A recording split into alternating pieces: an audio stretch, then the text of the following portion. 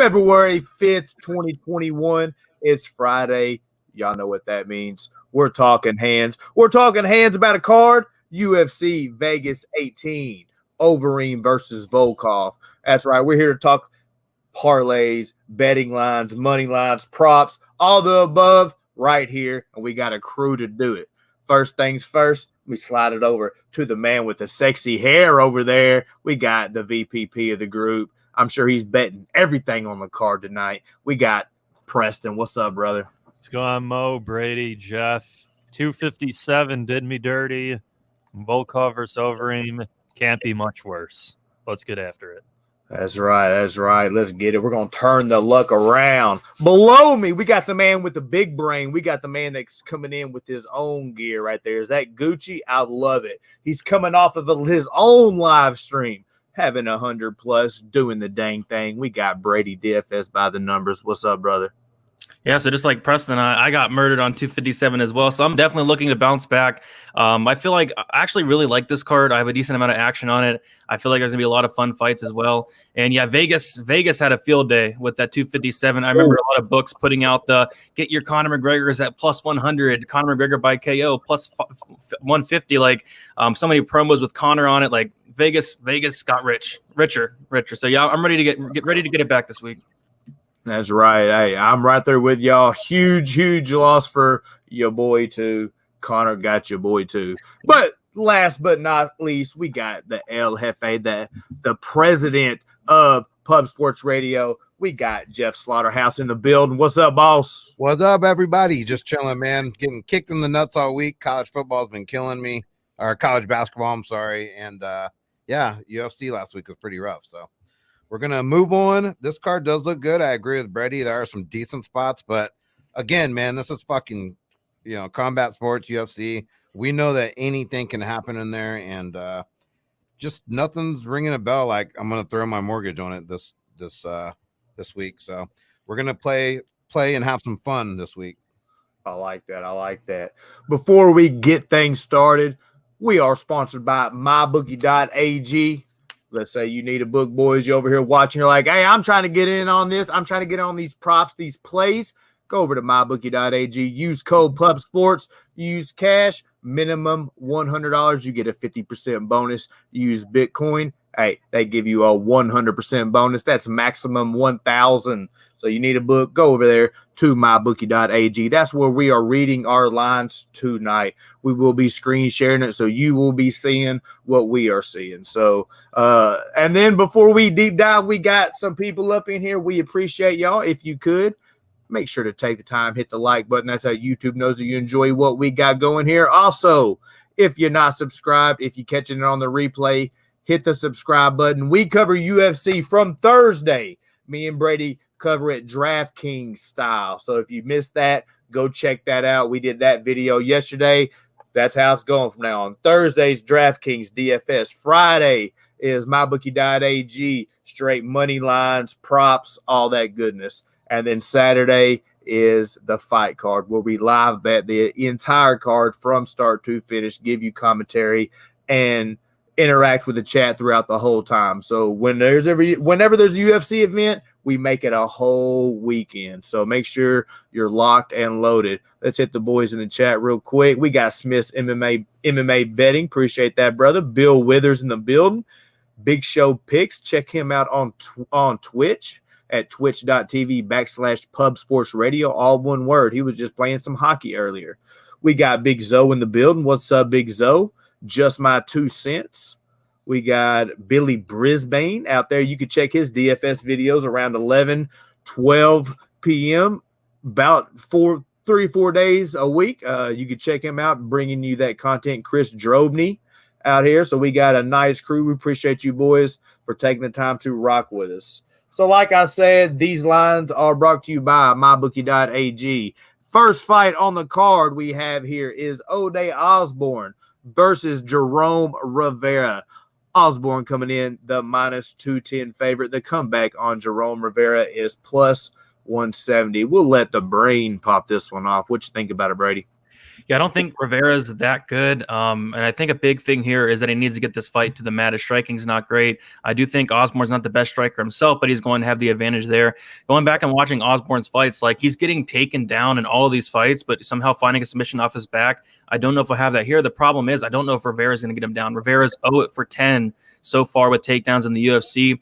I honestly think this line could be wider. Like Rivera is not used to caliber whatsoever. Osborne's green and all, but I do think he has the higher ceiling by a decent margin. So I'm going to take Osborne here. I just don't know whether to probably going to stay away from like the -210, but I think inside the distance is not a bad way to look. Rivera has been finished in 3 of his 4 losses. He's been knocked out twice, been submitted once. So I actually don't mind Osborne inside the distance, but other than that, probably a pass, really a low-level fight, but I'm going to take Osborne. Nice. What you thinking about it, P? Yeah, I don't have a whole lot about this. I get that Rivera's not a great fighter, but Osborne, to me, looked horrible against Kelleher. And then he had a good win in that Contender Series fight. And I think he was the favorite versus Kelleher. He kind of shit the bed. Rivera's coming off a pretty quick turnaround, loses the fight to Fig's brother, doesn't look good in that one. And this is pretty much losing, you're out. So he should be, quote, like fighting for his life. But I don't think he's that good either. I guess I'll lean Osborne, but we know how this song and dance goes when you lay a -200 on a crummy fighter and then they somehow lose the split. So I'll lean Osborne. No action for me though. Yeah, I agree, man. No action here. I lean Osborne. I think he is the more talented fighter. He does throw more volume. He's more athletic. He's quick, powerful. The other guy, we saw he was real lanky. His takedown, I mean, Brady said it. You're 0-for-10. Why even go for takedowns at that point? Like, you're not going to get them. And Osborne's takedown defense is not bad, 66%. And losing to Kelleher is not a horrible thing. I mean, for his debut, that's a pretty tough fight to give somebody for your UFC debut. Ray Rodríguez knows that as well. He'll be fighting soon, but you have to give those guys a second shot. But I definitely would go with Osborne, but I kind of like the over 2.5 at plus even, 100 even money. I think this goes to a decision. Osborne. I don't think he's going to knock him out. I don't think he's going to knock out Rivera or sub him. So I think the decision's a good call there. Over 2.5. Yeah, nice. I see that, Bill Withers. He says no prop offerings for the first 6 fights through my bookie. I was just checking that out, seeing if there's any props on here. I'm with Boss. I think this fight goes to a decision. I think both these guys are low level. I mean, people are kind of, maybe sleeping on Jerome a little bit. He hasn't had the best showings in the UFC, but O'Day's not something to write home to. I'm with the crew. I'm leaning O'Day, but definitely not running to the ticket window to bet it, not putting them in any type of parlay, staying away from it by all means necessary. But the lean is O'Day. Next up, we got. All right, well, that ain't working. We got Day. Well, I was trying to bring that up, but for some reason that's not working. I'll get that. Here on my bookie, it shows we'll roll in this order. It's the Cody Stamann fight. We got Stamann versus Askar. Cody coming in.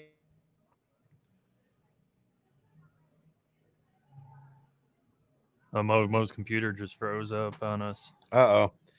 Looks like Mo froze up on us. So So I have the modern day Timur Valiev fight for number 2. That's what I have too. So we can go to that. Jeff, I think, is my bookie. Yep.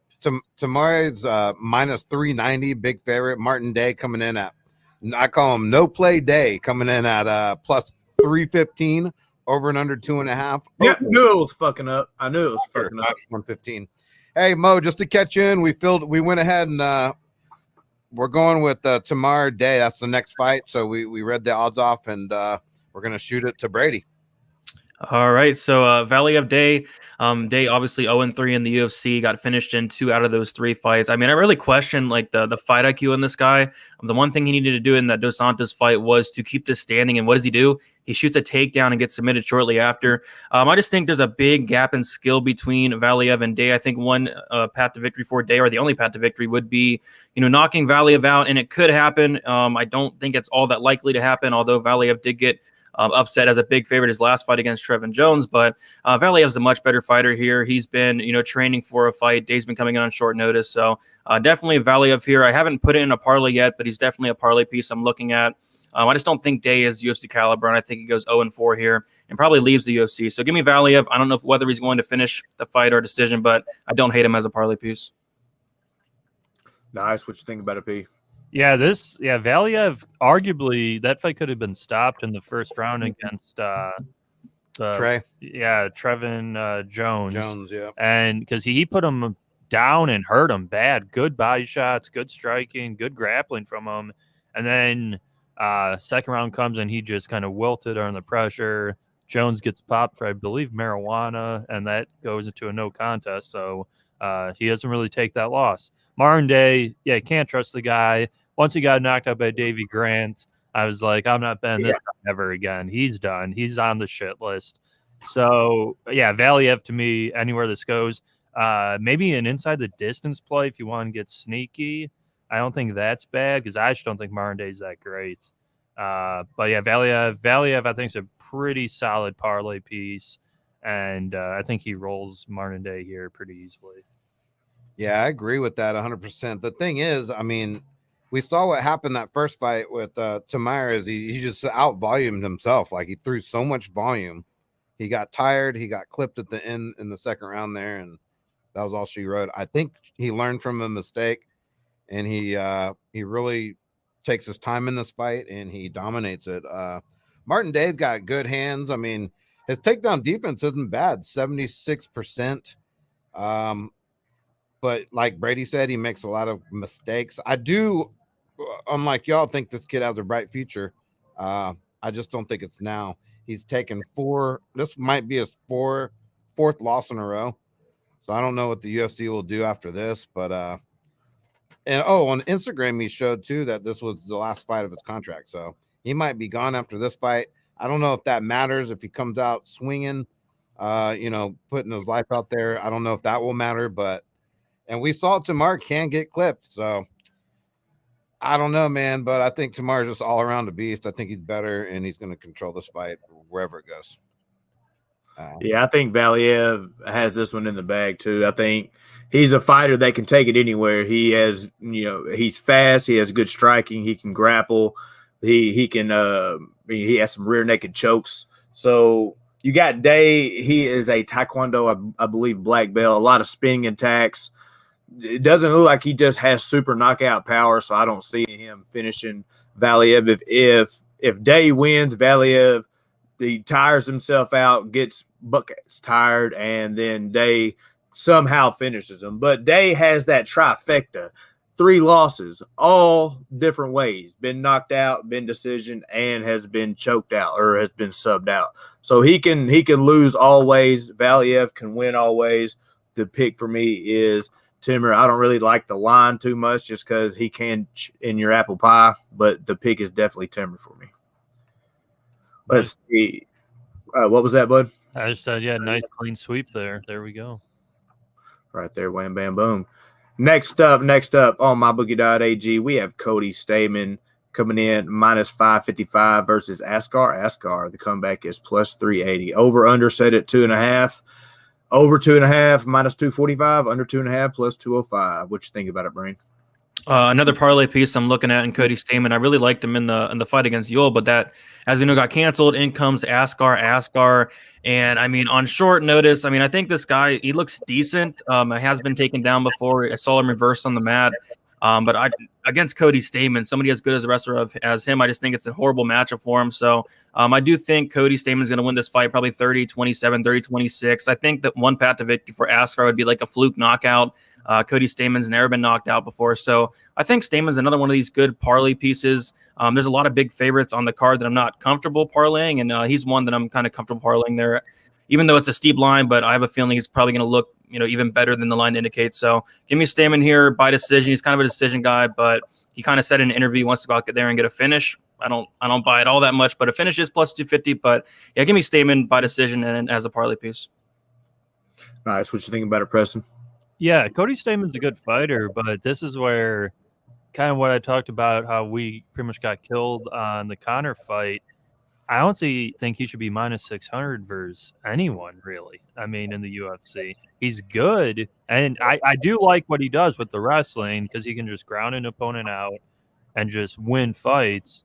But, I mean, this Askar guy is young. Maybe he improved a lot since his last fight. You never know. Yeah, Stamann should probably take him down, grind him out. Maybe if you're getting by decision and you're getting, I don't know, minus 250, maybe it's not bad, but a minus 600 is, I don't know.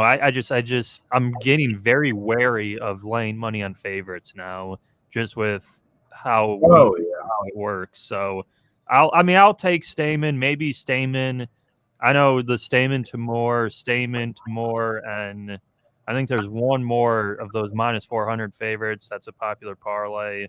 Yeah, I mean, I think Stamann's going to get on, just the minus 550, 600's getting up there for a price. But, yeah, I'll take Stamann to wrestle him to a decision. Yeah, I mean, this is easy for me. I think Stamann can do whatever he wants in this fight. Outstrike him, control him against the fence, take him down, ground and pound, whatever he wants, dude. He's going to dominate this fight. But 555, like Preston said, no way, man. I'm not touching that. I can't even put that in the parlay. Why? I just don't understand that. So, Cody Stamann's the pick. He's going to win. Like Preston said, we'll have to see what the props are tomorrow. But yeah. Yeah, because I go back to the girl fight. What was the girl who's like minus 1,500? Agapova versus Dobson. Minus 1,500, and then she loses. So I've just Stamann's gonna win. It's just that price. Yeah, dude. exactly. But yeah, if you can get it a lot better, which I mean, I'm sure the majority of people think Stamann's going to win a decision. So I'm sure you'll be able to get him Stamann by decision at a better price, but probably not. You're not going to get anything that you want, really. Probably. Yeah, I was thinking that'd be like minus 250. Maybe there. It's like, okay, you bring it to 250. You think he's like a minus 400 favorite. But then, what if he finishes the guy in the third round? That's what I'm saying is you can't you can't really mess with props at like minus 250 because I mean, because as soon as you do that motherfucker will sub him out. You know what I mean? Yeah. When I'm looking at props, I'm looking at plus money, dude. That's it. Even money or money. Yeah. I'm not going backwards with props. Fuck that. Preach to them. Yeah, nuh-uh. You're just digging then, and then it's bad news. But I know this is all kind of whack, Mo. I'm just gonna kind of put it back in order, but my bookie has it all fucked up. So the next fight is Mo didn't give his pick. Mo didn't give his pick. I think we know who Mo's gonna give. Yeah. No, I'm going. Oh, kind of looks like Cody Stamann. going Stamann, boys. Not dropping any bombs right here. So go ahead, boss. No, I was just gonna say because my bookie's got it kind of screwed up. So the next fight, go ahead. Should have been Ustaf and Choi. Yeah. We got Sungwoo Choi coming in facing Yusuf Zalal. We got Zalal coming in a minus 235 favorite. Choi coming in. The comeback is plus 195. Over under set at 2.5. Over 2.5 is Yusuf minus 210. The under 2.5 is plus 170. What you think about it, Brain? Yeah, I'm really tempted on the Sungwoo Choi line at that price of plus 195 there. I think this fight's going to be a lot closer than people think.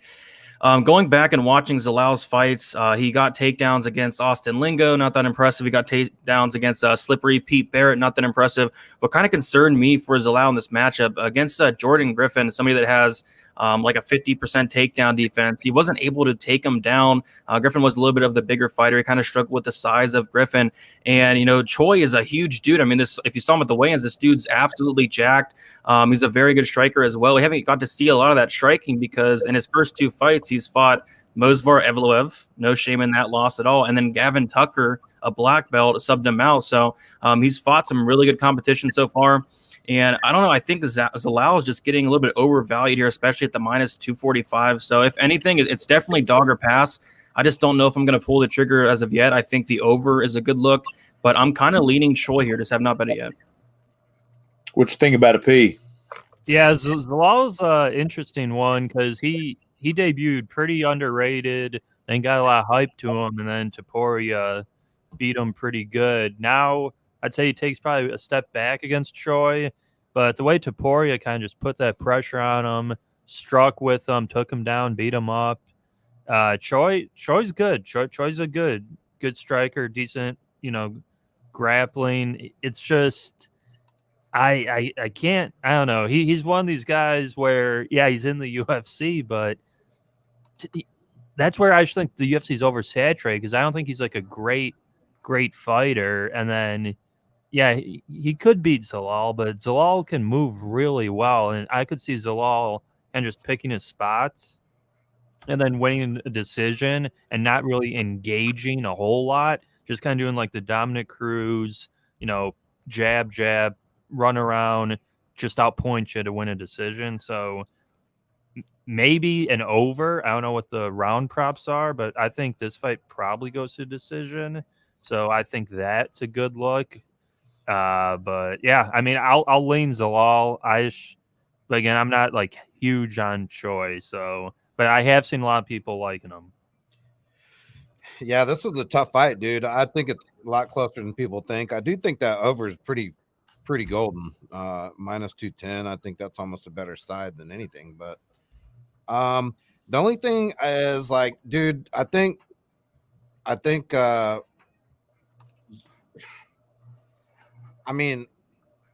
dude, yeah. I mean, you take those losses from Tucker, that's pretty hardcore. I mean, Zalav's fucking record just seems kind of inflated with Barrett, Lingo. Barrett got cut last week, like a couple days ago. Barrett just got. I mean, Lingo's not that great. Yeah. He's kind of getting a little better. It's just, and then Zalav's gas tank. He seems like he's like real slows down in that third always, doesn't he?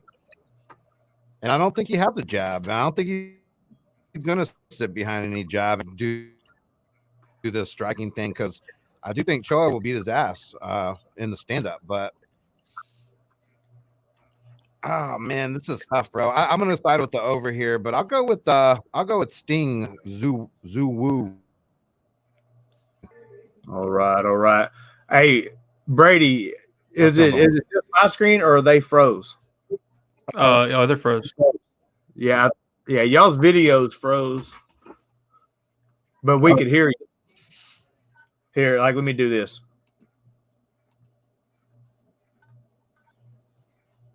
Hola. Yeah. Oh, yeah, I think that fixed it. Can y'all hear us? Yeah. But yeah, no, as far as me, go ahead.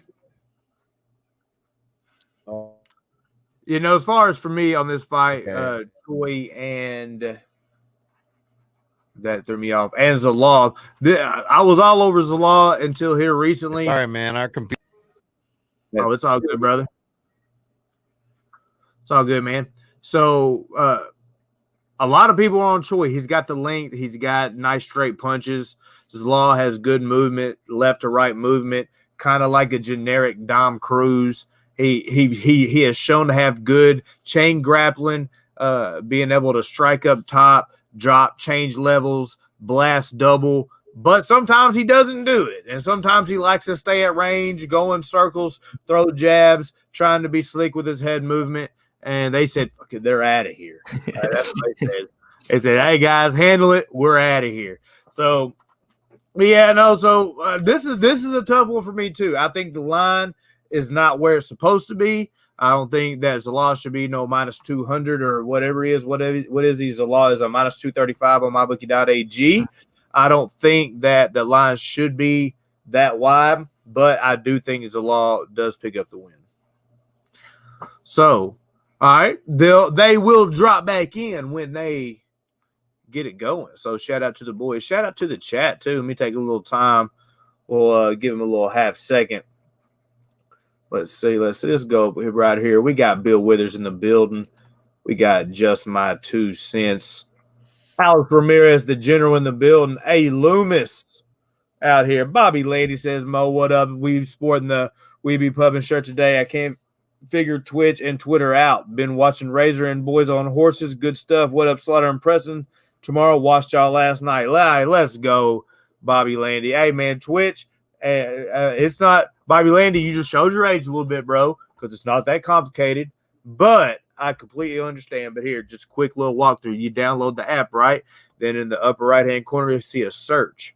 Type in Mo_PSR. You'll find your boy. Follow me. But also type in Pub Sports Radio, all one word. Boom. Follow him. That's Big Show. Then you're in like Flynn, baby. Appreciate the support. Bobby Landy, you're the man. We got Boston Nick, and I just flipped over there and was watching a little bit of that too. There's a super bloody fight going on Bare Knuckle right now. Two ladies going ham. We got Nikki says, smash that like. Appreciate that. We got Diego says, Preston Jeff, what up? So we got the boys out here. Let's see. Mo, you going to follow Paige tonight in Bare Knuckle? Nikki said that she is going to get ripped up. He showed up. I don't know, man. I'm not sure. Brady, what you think about that? Do you think Paige going to get mopped up tonight? I mean, I don't, but I didn't look into it at all, so don't listen to what I say. But I'm going to try to catch that fight as well. That's probably the only fight I'm going to be able to watch you too. Yeah. Well, hey, the boys are they're panicking right now, so we're just going to keep it moving. How you doing? Keep it moving. That's how we do things. We ain't scared, are we, Brady? Nope, not scared. Hey, this is what we do. Next up on the card, we'll go with Devontae Smith coming in, the big favorite, -320, juice to the gills, facing Justin James coming in on short notice, +260. The over-under set at 1.5 on this one, boys. The over 1.5 +140. The under 1.5 -170. What you think about it, Brain? You got any action on this? No, I mean, I wanted to bet the under, but -170. I kind of wanted like -150 or better. So not going to get that, but this should be Smith. I mean, all day. I mean, if you watch the weigh-ins, James looked not so great. This is at a catch weight of 160 pounds. And watching some James interviews, he said that he has not been training at all. He said that he's been nursing some injuries. So he's coming in here on very short notice, like a couple days short notice. And on top of that, he hasn't been in a training camp. So, James is somebody like on like a full camp, he gasses out. So I'm kind of curious to see what happens on short notice without training. So we've seen him do it before. We saw him come in against Frank Camacho about a year ago, starch Camacho in 20 seconds. Could he do that to Devontae Smith? He could. But Devontae Smith is going to have like a 7-inch, 8-inch reach advantage. He's going to be prepared for this fight.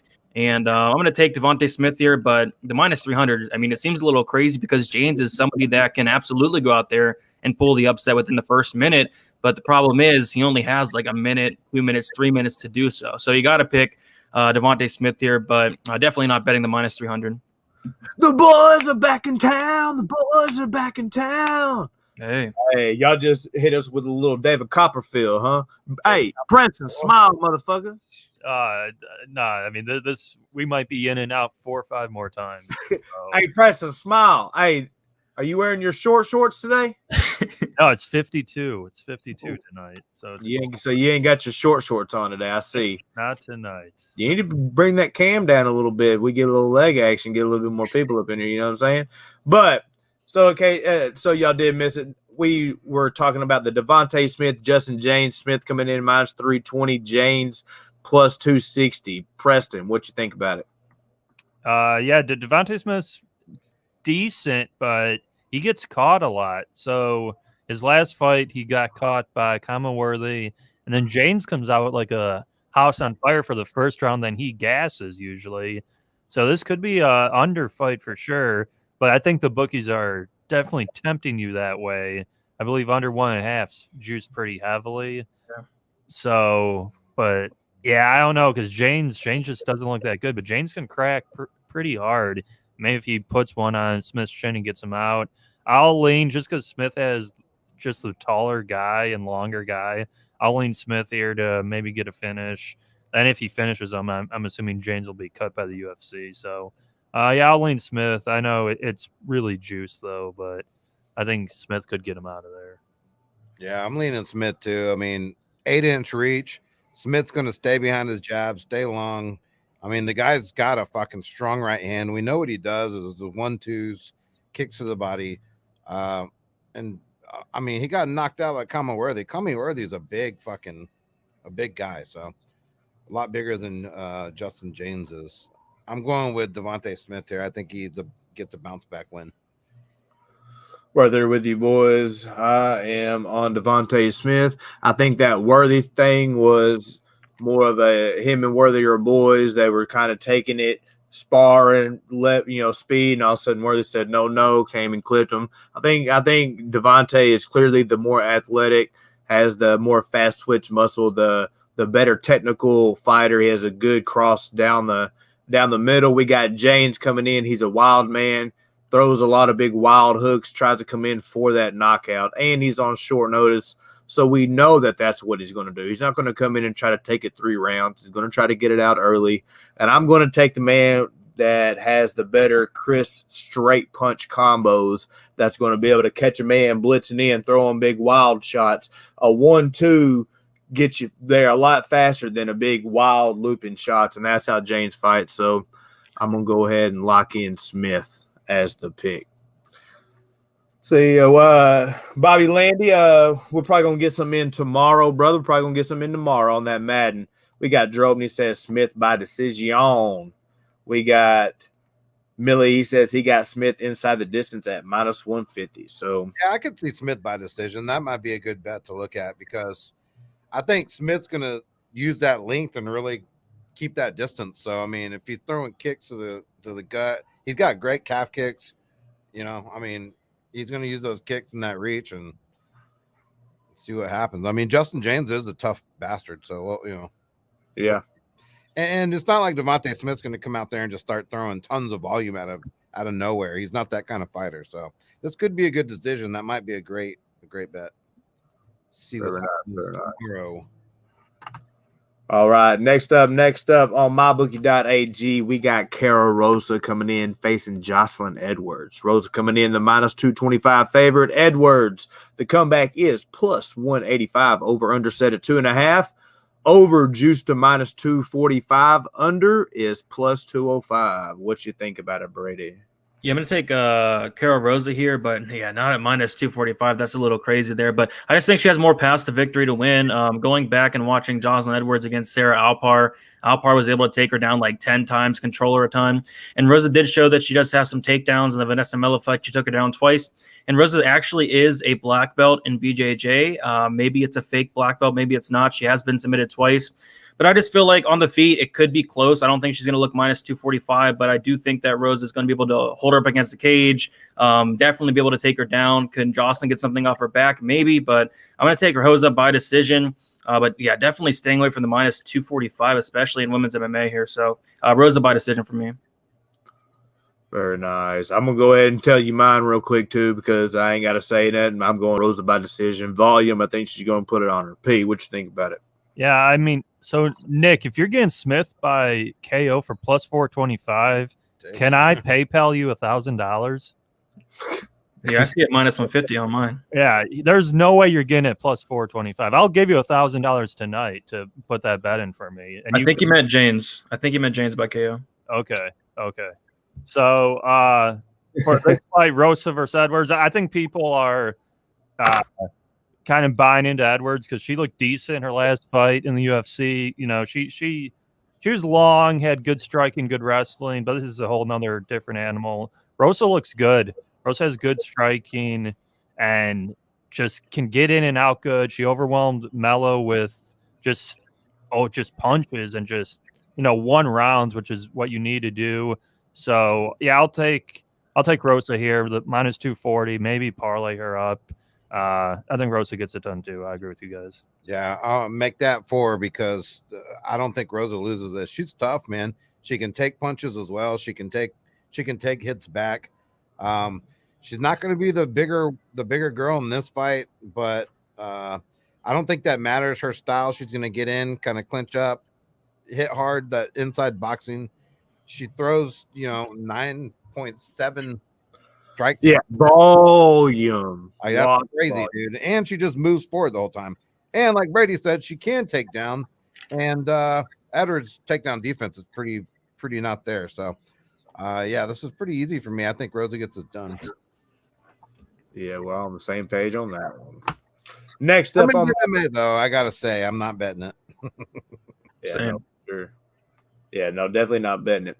All right, next up, we're starting to get into some props now, fellas. We got Mike Rodríguez coming in facing Danilo Marques. We got Rodríguez coming in minus 235. Danilo coming in. The comeback is plus 195. The over-under set at 1.5, and it's pretty much even money. What you think about it, Brady?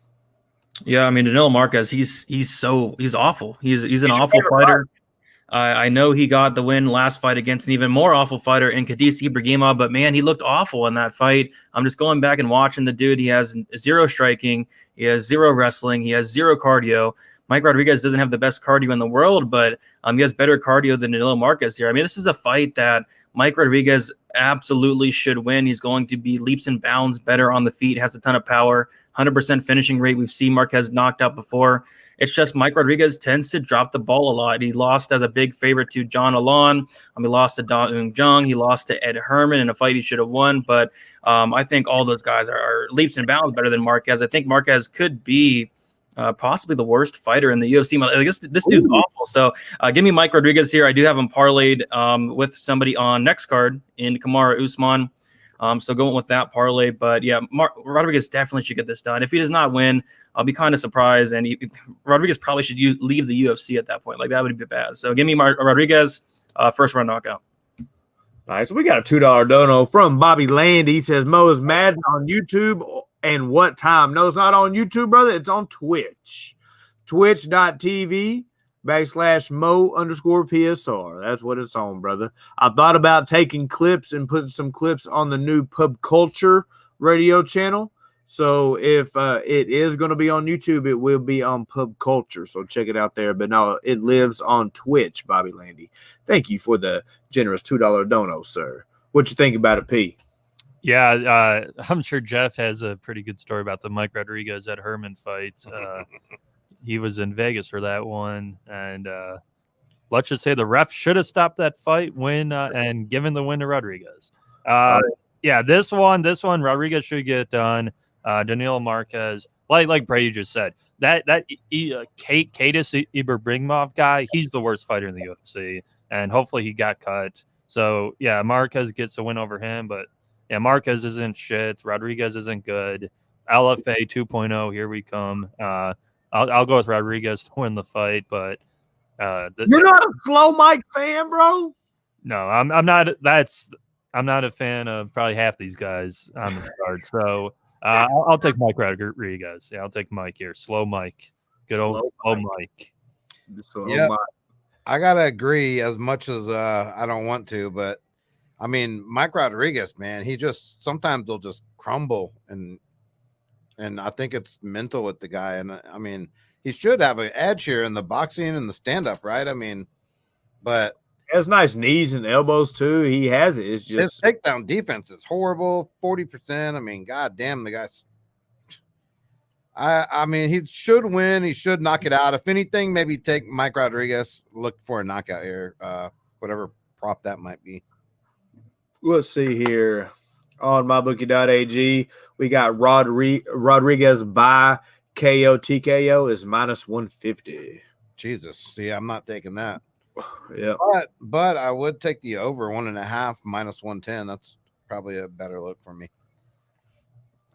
Yeah, I'm right there with y'all as far as on slow Mike. He's not really that dependable, but he has shown. I mean, he was putting a whooping on Ed Herman. I mean, he put a whooping on that boy, and that knee up the middle, that was nice placement. It was just a shit ref. It was just a horrible ref. That was the robbery of all robberies. He showed that he has pretty good technical striking.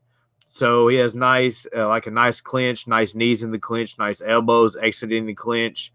So I think he's going to put a whooping on Brady's favorite fighter, Danilo. Sorry, Brady, you're going to be heartbroken during watching Danilo get whooped. But I think that slow Mike is not going to live up to his name. He's going to fight with a little bit of good fight IQ, and he's going to finish this guy. So let's get on to this next one, boys. Let's get on to this next one.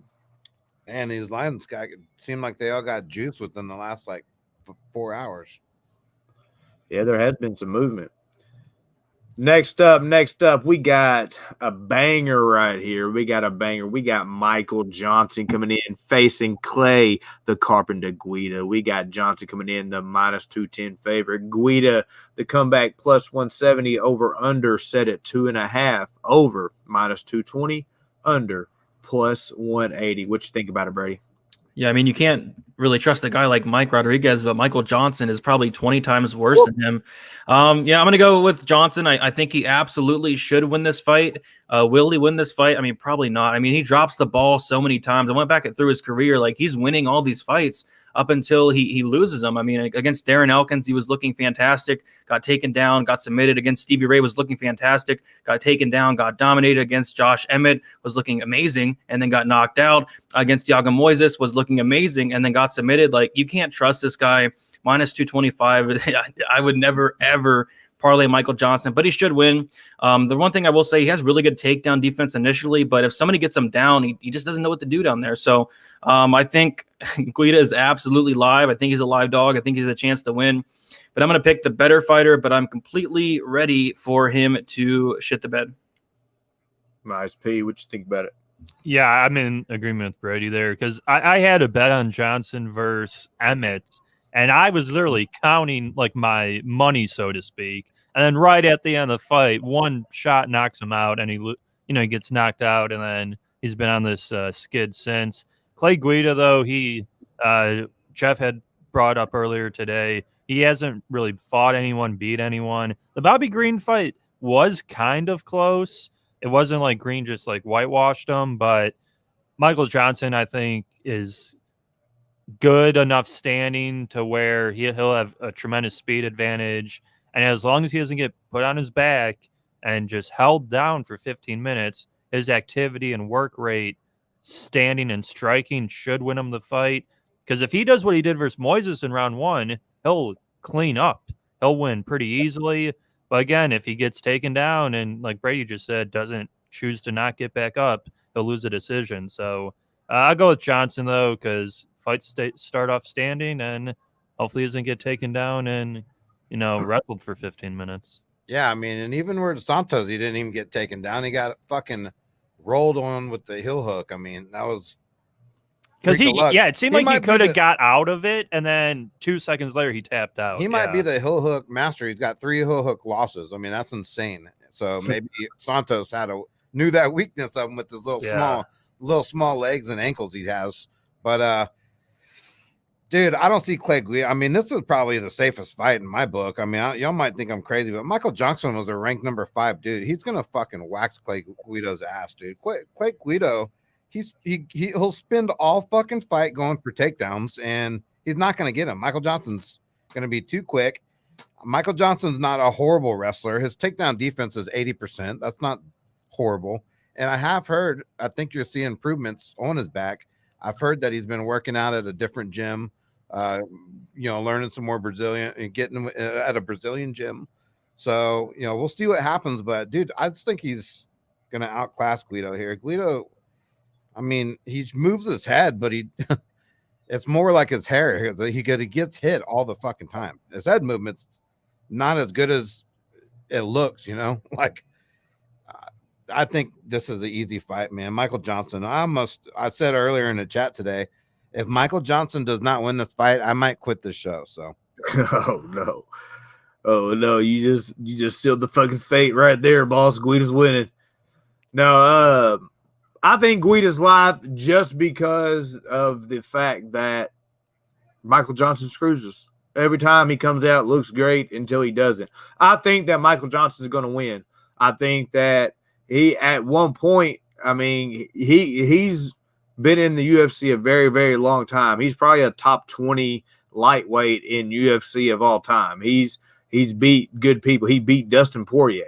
I mean, we just saw what Poirier did. When he hits you, he has power. He's fast. Those combos has, just like Brady said and Boss said, he has good takedown defense out the gate. It's just if the person can chain grapple and get him down, he's screwed. I don't think Guida can do that. I think Guida's going to do his little bounce around and try to jab and try to go left or right, maybe try to go for a couple takedowns. And if that's the fight plan, I think that MJ will be fine and MJ will probably pick up a decision. I mean, Guida's going to try to do that. That's his only option. He can't stand and bang with him. If he does that, he's going to get pieced apart, like literally lit up. I mean, we've seen stupider people do stupider stuff. So he kind of did the same thing with Bobby Green. He just chain wrestled, went for that single leg the whole fucking fight. Yeah, but Bobby Green's a little bit lazier. See, then he's okay with doing that shit. He plays around in the cage. Michael Johnson's going to want to get out of that situation. You know what I mean? That's just the only reason I think it's going to be different. But yeah, we'll see. We'll see if I'm on next week's show. We'll fucking know, boys. So that's that one on that one, boys. So let's get on. Oh, yeah, no, I gave mine. Let's get on to this next one. This one right here, some people are calling the people's main event. I know it's Brady's main event. We got Molly McCann coming in facing Laura Procopio. We got McCann coming in the -145 favorite. We got Procopio coming in +115. The over-under set at 2.5. The over is juiced to -355. The under is +280. What you think about it, Brain? No, I'm excited for this fight actually because I have a bet on it, and I've been kind of going back and forth all week, not on really who to pick, but on whether I wanted to bet this fight or not. And just looking back at Molly McCann's career, I kind of think that she's overrated. I think I overrated her, and a lot of people overrated her a lot. Like look at her wins: Priscilla Ketchup beating, Belbita, who's the violence queen, Ariana Lipsky. Like those are her 3 wins in the UFC. Every time she fights somebody halfway relevant, she gets dominated. Like in the Santos fight, she got submitted by Jillian Robertson. And I don't know, I like a lot what I see from Procopio. I mean, going back and looking at her career, she's a grappler. She's a black belt. That's her bread and butter. But in the Carol Hosa fight, she landed like 170 significant strikes on a good striker in Carol Hosa, and that was a split decision. A judge actually gave Procopio, said she won 2 out of the 3 rounds, which I disagree with, but it just goes to show that, somebody that's strictly a grappler, her striking looked pretty solid. So I think if this stays on the feet, it's going to be very, very close, like 50-50. I slightly favor McCann on the stand-up, but if it does hit the mat in any type of way, I favor Procopio quite a bit. And looking back at Molly McCann's career, especially as of late, she's been either trying to get takedowns or getting a lot of takedowns in her fights. I just don't think she can do that here. If she does, armbar from guard. So yeah, give me Procopio here at dog money. Fading Molly McCann, I do think she's overrated. Could she prove me wrong? Maybe, but I'm going to take the dog shot here. Nice. What you think about it, Preston? Yeah, I'm done betting Molly McCann after that Talia Santos fight. You mean the Grand's not going on Meatball this week? Yeah, no, she's done. She's done. And like Brady just said, yeah, Procopio just struck with a good striker with Carol, who we know throws a lot of volume, and it was a somewhat close fight. McCann, once she got put on her back, I think she got put on her back in Robertson. I feel like there was another fight in between there where she just like couldn't get up for like a round, and she just like lost the round because she's pretty small in there. She's not that big, and that can happen to her. And standing, she's good enough, but now she's kind of get put in like a different class of opponent. I mean, it's a tough fight. This is like we've talked about with women's MMA. It's almost flip a coin here. I'll side with Brady here with Procopio. It's just vengeance, like a vendetta, vindictive against Molly McCann for that fight against Santos. When I thought she was just going to kill her, and then she got rolled over pretty badly. So I'll take Procopio here. McCann hasn't improved enough. Like that last fight, if she would have won and dominated Santos and looked great. Now hindsight is 2020 because Santos looked good against who'd she beat after Robertson? She's looked really good. That's what I was gonna say. She looks like the real deal now. Yeah, so maybe it's not as bad of a loss as we thought at the time, but yeah, I'll go with the new girl with Procopio by a decision. Yeah. I'm going to go with Molly McCann, man. I just think her experience, she's got to get back in the win column here. I think she's just all around a better fighter. I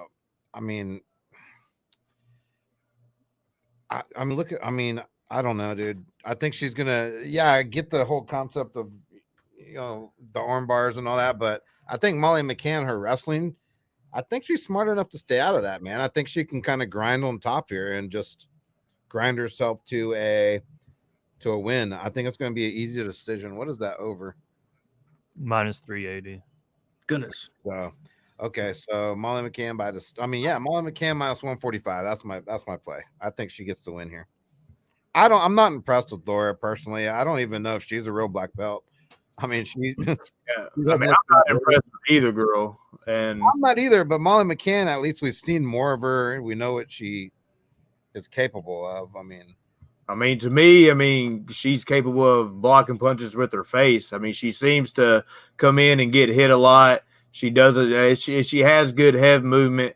She goes for takedowns sometimes, but to me, she's super unreliable. I'm gonna go Procopio just because the pure fact that she kept up with Rosa. So then I think, well, what do I think Rosa will do to Meatball? And I know it's hard to do MMA math, but in this type of situation, when you think game plan wise, okay, well, if Procopio comes in with a game plan of coming walking forward, throwing volume, and Meatball eats a lot of punches anyway on low volume fighters, then Procopio is probably going to come in and probably make her bleed, probably lump up her face. Will Meatball be scrappy back? Yeah, I think it'll be a scrap. I think it'll go to a decision.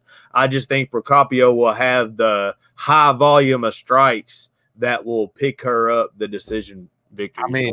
She fucking Procopio absorbed 11.4 strikes per minute. Like, how can you bet on a fighter like that?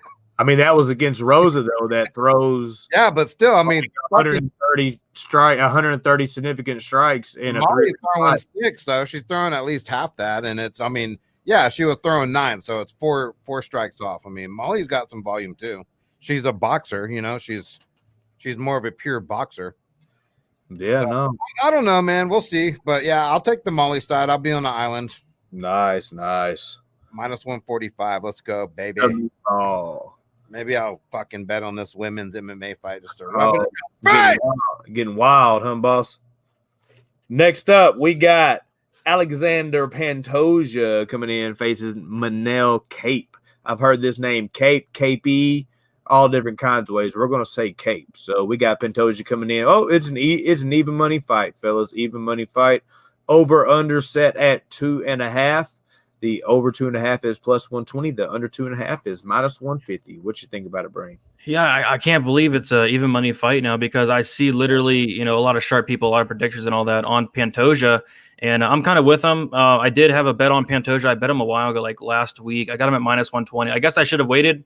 I wasn't expecting the line movement at all because, going to the tape with Kape, like seeing like and his losses, like he's getting taken down, he's getting controlled. He has 4 losses, 3 by decision, and a lot of those he's getting taken down for like rounds and rounds and getting controlled for a whole round. He even got subbed before as well. And the thing about Pantoja is he's an absolute legit black belt, legit grappler. And if he does take this to the mat, he's going to have a significant advantage. And for that reason, that's why I bet him there.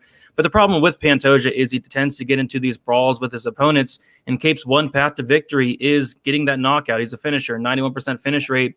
But the big thing to note here for Pantoja is in, I think, 27 or 28 fights, he's never been knocked out, which is huge because he's fighting guys like Davis and Figueiredo. He's fighting the best of the best. He's beat Brandon Moreno twice as well. So although I think Kape is a really, really good prospect coming into the UFC, kind of a tough first matchup, especially if you look at it stylistically, as Pantoja has such a good advantage on the mat. Will he use it? I don't know. If he doesn't, I feel like it'll be close. But even then, like Kape, I've seen him dropped before. I've seen him hurt bad before. So Pantoja's a beast. Give me Pantoja here. Minus 120 is what I got it at. But, man, if the line might flip at this point. So I guess I should have waited, but I'll take the minus 120 Pantoja by either decision or submission. Nice. What's your thoughts, Preston? Yeah, I agree with Brady there because, Pantoja's fought a who's who of the UFC flyweight division, and he's looked good. The only time, he got controlled a little bit by Figueiredo, and then Askar is just a really, really high-level wrestler and grappler. Askar could be the contender right now. I mean, he is. Yeah, he's probably a top 3 in that division right now. Arguably a 1.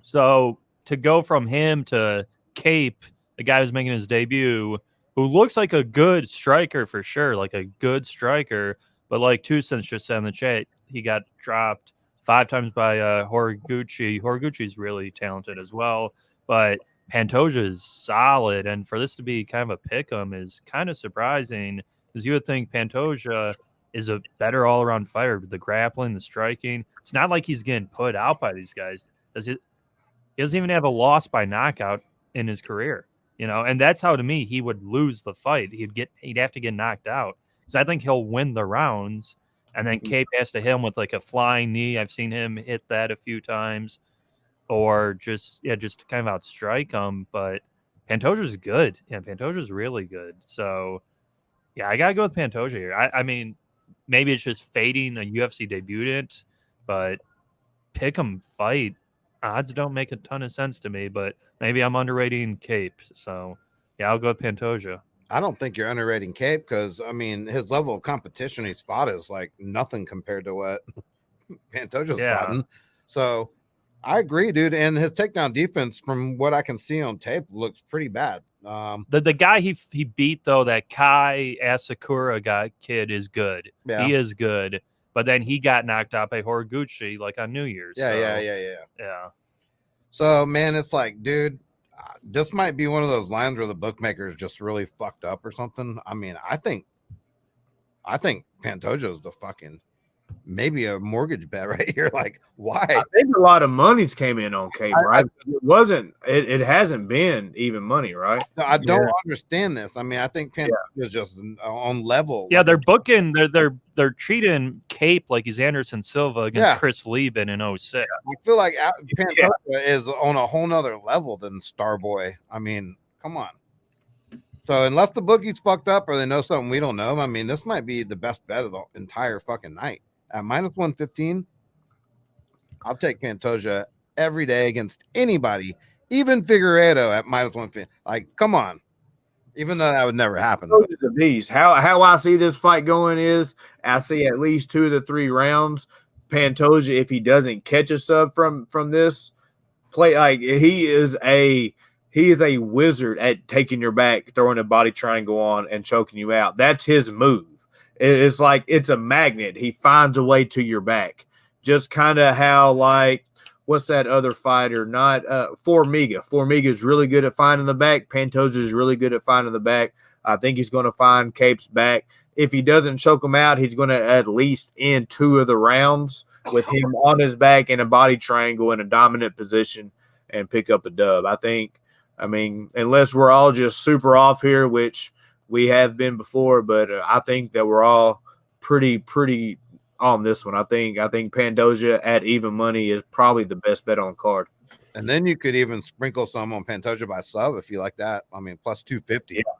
Oh yeah, that's beautiful right there. Because I think that's probably going to happen. Because at any time in this fight, he can take homeboys back. I just think he's got that, like Brady said, that huge edge, man, in the grappling BJJ department. I mean, it's not even close. So unless he wants to stand and bang, anything can happen at that point. But why would you want to risk and take another W? He's got to get back in the win column. Yeah. Right there with you, boys. We're all on Pantoja. Lock it in, boys. Lock it in. Next up, we got a banger. A lot of people are on both sides here. We got Diego Ferreira coming in facing Beneil Dariush. Also even money, both -115. Over under set at 2.5. Over 2.5 is -135. Under 2.5 is +105. What you think about it, Brain? Yeah, I don't know. I think this is the toughest fight to call on the card, at least in my opinion. I'm really struggling to pick a winner here. I'm not betting on this fight either way. If I had to pick a winner here, I guess I'd slightly go with Ferreira. Both guys, big fans of them. Both guys are on big win streaks as well. I just favor the output and the durability of Ferreira a little bit more. But, Dariush has been looking fantastic, and he's going out there and finishing these guys, and his striking looks good. I don't know. Flip a coin for me. I'm going to slightly lean with Ferreira, but really zero confidence. I just want to sit back as a fan and watch this one because this, I think, could be fight of the night. Nice. What you think about it, P? Yeah, I think I actually lean Carlos Diego Ferreira quite a bit. Yeah, Dariush, that last knockout he had was very impressive against Holtzman, But before that, he was in like a war where he could have got finished by Drakkar Klose. I think Ferreira just has really good grappling, crisp striking, and could be, a borderline title contender. I think he's another one of those guys, really underrated. His grappling solid. He can get a submission and striking solid. He's not going to sub Dariush. He probably won't knock out Dariush. He could sub him. Yeah, he could, but I don't think that'll happen. I mean, I think over 2.5 minus 135. I definitely see by decision, because Dariush has kind of just been putting out lower level guys. He's not putting out high level guys. So, but I'm gonna go Carlos Diego here. I like him. I like him quite a bit. But again, Dariush, just the way Dariush fights with his movement, it doesn't like give me a lot. Like, even though I know he's good, it almost seems like he's always going to be in like a fight. He's not just rolling these guys. But he did look great against Holtzman Hot Sauce in that last one. But yeah, give me Carlos Diego. I like him here for quite a bit. Diego Ferreira? Yeah, Carlos Diego Ferreira. Oh yeah, that's right. What you think about it? I'm on board with that, man. I think he gets his revenge in this fight from the first time. He just looks like he's gotten so much better. In the stand-up, his boxing looks better. His footwork's great. He's throwing 5 strikes, per minute. And he's 3rd-degree black belt. Dariush, definitely hits hard. He's a good striker as well, and he's tough as nails. But I just have a feeling Diego gets the better end of him this time. I don't know if it's going to be by sub or decision, but I don't know, man. Dariush just seems like he has those off nights. You know what I mean? Like Alex Hernandez, he got knocked out. He's lost to just guys that he shouldn't have. So he's proven that he takes these off nights, and I just think Diego's got the fire in him right now, and I think he's shown the bigger improvements throughout their career. So I'm going Ferreira. Nice. Brain, who did you say you're going with? Ferreira. All right, well, I'm about to throw I'm meatballing it up right here. I think I'm the only one going Benny. This is more of a coin flip, but I just think he puts out a little bit more volume, and both guys are good at grappling. Both guys are good at jiu-jitsu. I think it's going to end up being on the feet, and I like Benny stand up a little bit better, so I'm going to go Benny. But it is a coin flip, so I'm not betting it. I'm going to be a fan of this fight. I think this could possibly be fight of the night. I think this is going to be a scrap. So the pick for me is Beneil. Next up, we got a co-main event, boys, a banger. We got Cory Sandhagen versus Frankie the Answer Edgar. We got Sandhagen coming in on mybookie.ag minus 415, facing Edgar coming in at plus 315. What you think about it, Brain? Yeah, I mean, the line just seems a little bit crazy, doesn't it? I mean, Frankie Edgar has a path to victory here, and that is going for the takedowns. I know he hasn't done it as much as of late. He did get 2 takedowns in his last fight against Munoz, but Sandhagen has struggled with guys taking him down. He has a 30% takedown defense, which is just not great. So I'm kind of confused by the price tag, but I get it. Frankie Edgar, 39 years old. Towards the end of his career here, but he looked decent in the Munoz fight. I mean, he won that fight. I thought he lost, but he won that fight. He looked pretty good. I'm going to slightly take Sandhagen, but man, the minus 400. I mean, there's a clear path to victory for Frankie Edgar if he wants it. Go out there, get takedown after takedown, get some top control. But on the feet, it should be Sandhagen all day. I think that's where it primarily plays out at. So for that reason, I'm going to take him to win a close decision. But man, minus 400, I'm staying far away from that. Another fight I'm passing on. Don't even really like any props either. So give me Sandhagen slightly, but man, staying away. What you think about it, Preston? Yeah, like Bray just said, yeah, Frankie Edgar won that fight. Wink, wink. I cashed on that bad boy, baby. He did win. I won cold hard cash. I tell you, he won. I mean, I thought he lost 3-2 pretty clearly, but Sandhagen really disappointed me against Sterling, but he came back. Great performance versus Marques, but I think now people are kind of down on Marques with his durability issues. And Frankie, the one thing, he did get dropped by what's his face, Korean Zombie, and put out pretty quick. But Frankie's always been known to be a pretty durable guy, moves very well. We talked about this earlier, Mo, gets in and out good, and he's got the good wrestling. And Sandhagen, when Sterling took his back, he almost like put himself in the rear naked choke. And I was like, what are you doing? Like, because before that, Sandhagen was the guy I thought was going to win the title. That loss really soured me a little bit on him. I just think the reach he's going to have and his kicks and just like his size is going to frustrate Frankie. But a 3-round fight, you usually have to steal 2 rounds. It's not like it's a 5-round fight, maybe Frankie gets hit too much later in the fight and the durability comes, and Sandhagen's just picking him apart round 4 and 5. 3-round fight, if Frankie gets a takedown, holds him for 5 minutes, round 1 and round 2 is close, he could steal a split decision. We know Frankie seems to always fight these close split decisions. So, laying a -400 on Cory, unless you think he's going to finish the fight, you have to pass. I'm taking Sandhagen to win the decision, but yeah, I can't lay it here. All right, what you think about it, boss? Yeah, you can't lay that kind of money on Sandhagen here, but Sandhagen should win. I mean, although I know everyone keeps talking about the reach, it's deceptive because Frankie Edgar, his reach is only 2 inches less, and that's not very much. I mean, I think it's just the size, like just how like long he looks compared to Frankie. Yeah, but I think what the difference is, and look, Frankie ain't gonna chain. Frankie is not gonna chain wrestle. He doesn't chain wrestle. He's not gonna do that.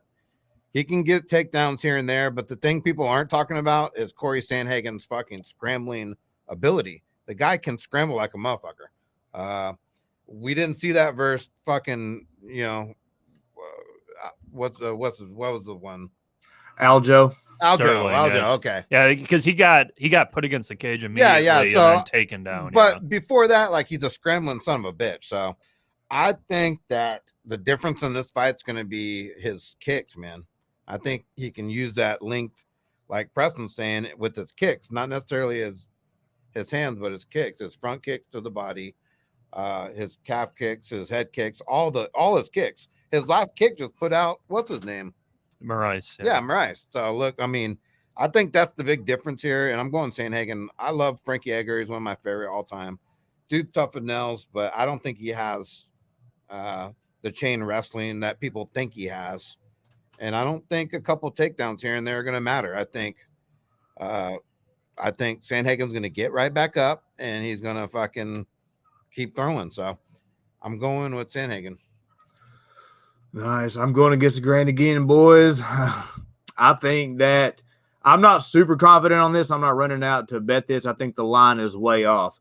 I think that Sandhagen, will throw some kind of spinning wheel kick and catch Frankie. Frankie's shown that his chin, he can get checked. But against Pedro, he didn't look too bad. Pedro throws nice. He has nice, crisp boxing. He has nice power. Where I see, this is what I'll talk to P about. This is one of them situations that I've talked about that is like, after it happens, I go, of course this happened. How does Frankie fight? Frankie is in and out. He doesn't stay in the pocket. He's on the outside. He blitzes in 1, 2, 3, and then he goes for a single leg, and then he gets out. And then Sandhagen, he doesn't throw up just tons of volume. So I could see him possibly losing 2 of the rounds just because, one, this is Frankie Edgar. If he could come in, get a couple takedowns, if he could come in and not get caught with that big shot, then we're looking at Frankie right here on mybookie.ag, Frankie by decision, because I don't see him subbing him because I don't think he has the subs that Aljo does, and I don't see him knocking Sandhagen out at that plus 1,600 and plus 1,200. But that plus 450 over there, Edgar by decision, I'm not super mad at that. I think Edgar can win 2 of the 3 rounds. I think Sandhagen's super impressive. I'm with P before that Aljo. I kind of thought he was going to be the champion, but that kind of showed me right there he kind of wilts if he gets caught. That's just my opinion. I'm going Frankie. I'm going out on that limb. We're going to that old war horse, Frankie Edgar. That's not necessarily fair though, because that was the biggest moment of his life. He might have had the most stress ever in the fight because they were talking about the winner of that was going to get the title shot, right? So Yeah, now finally Sterling's I fighting. mean, dude, on, give me that fight 10 out of 10 times. It's not going to be that every fucking time. Man, Aljo's pretty good, and I mean, this is Frankie Edgar. He's a multiple-time champion, so this, I mean, every fight should be your most important fight. If they he train together, right? Huh? Sterling and Edgar, they train together, right? Yeah, like they have in the past. Yeah, so I mean, they probably going to have a similar game plan. So yeah, but I don't know. I don't think Frankie's near the wrestling that Sterling is, though. Yeah, no, I don't think he's near the grappler and the BJJ artist. Like if I thought that he had a chance to take his back and choke him out, that plus 1,200 was looking pretty spicy, but I don't think that's going to happen. Yeah. But next up, we got a main event, boys. We got a main event. I think I might be on the opposite side on this one, too. I don't know. I'm feeling nostalgic today. We got Alexander Volkov versus Alistair Overeem, the Reem. We got Volkov coming in minus 175. Overeem coming in the comebacks plus 145. Over under set at 1.5. Over 1.5 is minus 210. Under 1.5 is plus 170. What you think about it, Brain? Yeah, I mean, I think I might be on an island on this one, and I mean, I like Volkov in this fight. Overeem's obviously been on a fantastic run, but there's a difference between the guys that Overeem has been facing, like a Sakai, like a Walt Harris, and that's basically the cardio of Volkov. I think is huge in this fight. In the Walt Harris fight, Overeem almost got knocked out. Walt Harris ended up gassing out. Sakai, same thing, gassed out with some ground and pound. And going back through Volkov's career, saw him get taken down a couple times by Werdum. He was able to survive on the mat versus Werdum up until Werdum kind of gassed out. He was able to finish him. And then, of course, I mean, everybody remembers Curtis Blaydes took him down 14 times. But what I liked in that fight from Volkov was he didn't really take much damage. He made Blaydes work a ton, and Blaydes was absolutely gassed in that 4th and 5th round. And I had a bet on Blaydes, and I thought that Volkov was going to finish him. But just the cardio of Volkov, you don't see that in many heavyweights at all. I mean, fantastic cardio, can go a clean 25 minutes, and very good volume as well. And Overeem, throughout his career, he's not really much of a takedown guy. I mean, he's had like 2 or 3 fights where he's had 2 or more takedowns, and those 2 fights were the Rosenstruck fight, the Sakai fight, and a fight a long time ago. But in that Rosenstruck fight, he did take down Rosenstruck in 2 different rounds, controlled him the whole round. Towards the end of that fight, like Overeem was absolutely gassed out. In the Sakai fight, Sakai was the one gassed out. And I just think that Volkov has a 20 times better gas tank than guys like Sakai and guys like Walt Harris. So, yeah, Overeem's path to victory would be taking down Volkov, and I do think he does take down Volkov, but I don't know if he finishes him down there, and if he does not, Volkov has the cardio, he has the striking, he has the pace, the pressure to really make Overeem work, and I don't think that Overeem has the gas tank to wrestle for 25 minutes like a Blaydes did, and Blaydes didn't even have the cardio to do that, so I'm pretty comfortable with Volkov here. What I will say is I did bet him. I have 2 bets in this fight. I have the over 1.5. I got it last week at like minus 170. And then I have Volkov by KO at plus 130. Don't really need to talk about the chin, but I'll mention it. Overeem has been knocked out 14 times in his 18 losses, which I believe it's got to be a record 14 times.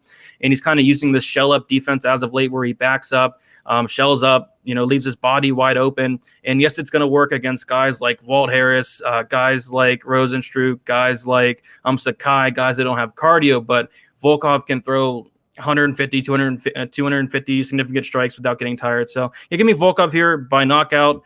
And like I said, I'm probably going to be on an island this one, but and maybe Overeem can keep his run going because it's been fantastic. But I got to go Volkov here.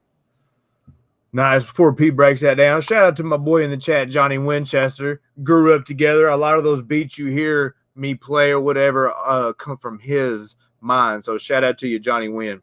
Pete, what you think about this fight?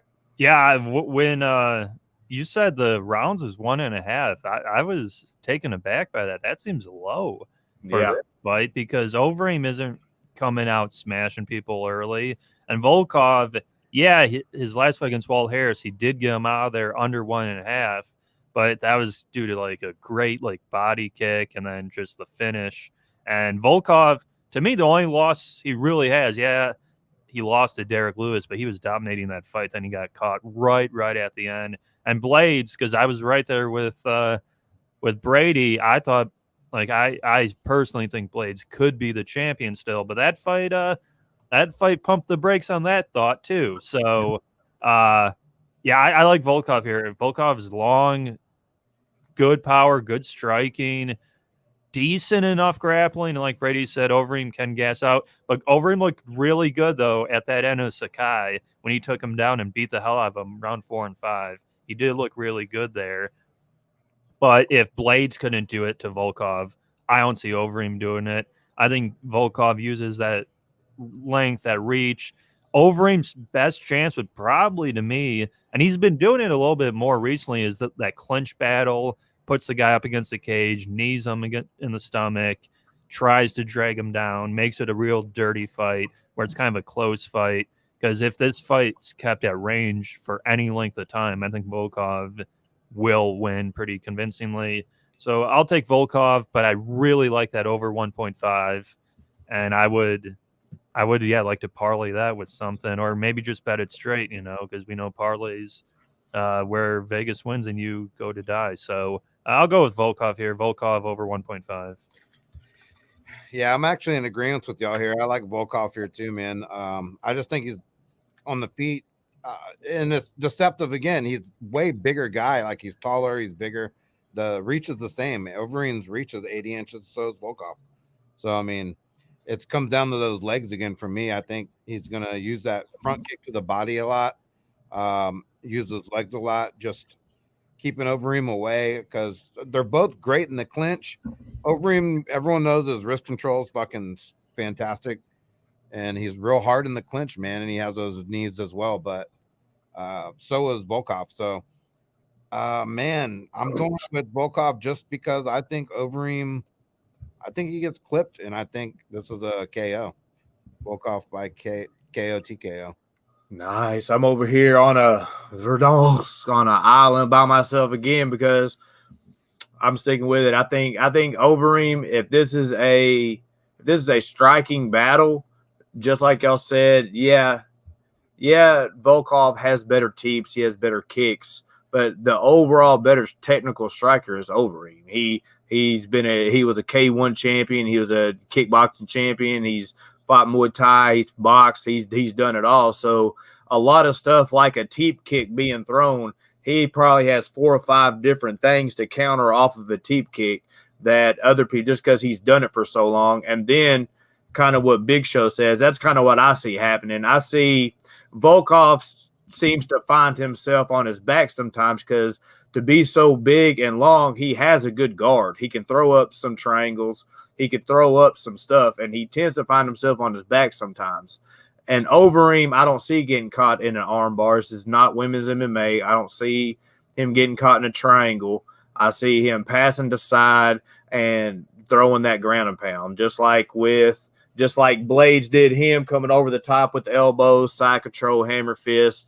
What I am worried about is if Volkov is tough enough to make it to like round 4 or 5. And then Volkov could very easily, he has the better gas tank. He can take a whooping and keep on coming. So he could finish Reem in like round 4, round 5, something like that. But I'm going to go ahead and lock in Reem as the pick. So Reem is the pick for your boy. Okay. So, yeah. What was that? Oh, no, I said, yeah, there we go. There we go. Took us an hour 17. We broke down the card from start to finish, giving you props, plays, all that sponsored by mybookie.ag. Also, we are sponsored by Manscaped. Hold on one second. Let me go ahead and show y'all a little something. You know what I mean? We like to we're hands-on experience here at Pub. So we're sponsored by Manscaped. No cutting, no anything like that. Just so y'all know how it gets down, you know what I'm saying? Y'all see that right there. It's that easy, folks. Look at that. Got to do with I it. ain't even got to look. That's sweet. Comes right off, boys. I ain't even got to look. Like, let's say you lose power, flashlight. We got a flashlight, and it doesn't even hurt. So let's get that cleaned up nice. As they say, make your testes your besties and put in that promo code Pub Sports. You get 20% off and free shipping. That's right, baby. Shout out to Manscaped. Their boxers are fire too. Don't ride up on you, all that. I'm not going to show you that. I'm going to leave that for another stream. But I am going to have to take care of that right there. That's a little uneven. But yeah, no, shout out to Manscaped. Shout out to everybody in the chat that rocked with us tonight. Shout out to everybody that's going to catch it on the replay. If you enjoyed this content, please make sure to hit that like button. That's how YouTube knows you enjoy what we got going here. As you can see here, we don't just agree with each other just for shits and gigs. We say what's on our mind. If we got to argue our point, we argue our point. But at the end of the day, we're family, and it's us against the bookies. So, Big Brady, why don't you let people know what you got going and where they can find you, brother? Yep, you can find me on Twitter, DFS_numbers, YouTube, DFS by the numbers. I had my live stream earlier, and then I put out a full card breakdown and prediction video. And then, of course, catch me here on Thursdays and Fridays and Saturdays as well on Pub Sports Radio. And, yeah, really looking forward for this card, getting back into it and redeeming myself from that horrible 257 card. Thank you, Conor McGregor and Roundtree. There you go. Note to self. Roundtree, boy. Preston, why don't you let people know what you got going and where they can find you, brother? Yeah, on Pub, multiple days a week. Twitter at Preston Ekdahl. And if you guys want, like, I do a very quick best bet. I would say over 2.5 Dariush and Ferreira for me. That's what I'm going with. But yeah, just on Pub. Nice. Boss man, why don't you let people know what you got going where they can find you? At Slaughterhouse1 on Twitter. Catch me there. You can catch me down here at Southtown 101 in San Antonio. We got the best wings, peanut butter burgers in San Antonio. Come get a beer, have a brew, get a shot of whiskey. Come hang out with us. We're at 101 Peretta, San Antonio, Texas. Also, shout out to our sponsors, Natural Heights. If you suffer from stress, anxiety, joint pain, PTSD, go see our boys down there at 1880 Nacogdoches Road. You can give them a call at 210-592-1060. Ask for David. Tell them Pub Sports sent you. They're going to give you 10%. And they got some great products, man. I could go there weekly. I get the oil. I put it under my tongue, and I feel good. Next up, guys, my best bet is going to be Pantoja, minus 115. I don't get it. I'll take a shot. I'll roll the dice all day with that line. Give it to me for $1 million, baby. Very nice, very nice. And me, you can find me on Twitter at MoScreen5P1, on IG at Mo_Pub Sports. On Twitch, mostly is what I'm promoting at Mo_PSR. And best bet for me, I like the Pantoja money line, and I like the over 1.5 on the main event. So those would be the two that I locked in. Yo, Brain, you want to give a best bet? I mean, you kind of took mine. I like the over 1.5 on the Overeem Volkov. Other than that, I guess Volkov by KO if I had to pick one, but I really like that over. There you go. And shout out to the chat for rocking with us on this Friday night. So you be sure to rock with us tomorrow on the live stream. As soon as it starts, we'll be going from start to finish. Appreciate that, Rogue Strummer. And appreciate that, Jacksonville Zoe, all the boys, Bill Withers, Just My 2 Cents, Connor Miggin and Mac, Bobby Landy, Gus 139 in the building, Dried Spicy, Billy Brisbane. We got Gerardo out here. We got Big Show Picks, Nikki. So we got the boys out here. We appreciate y'all. Loomis for taking the time to rock with us. Don't forget to hit that like button. Until tomorrow. We got Preston. We got the Big Brain. We got your boy Mo and El Jefe himself, Jeff Slaughterhouse. Power. That's right. Until next time, we're out. Peace.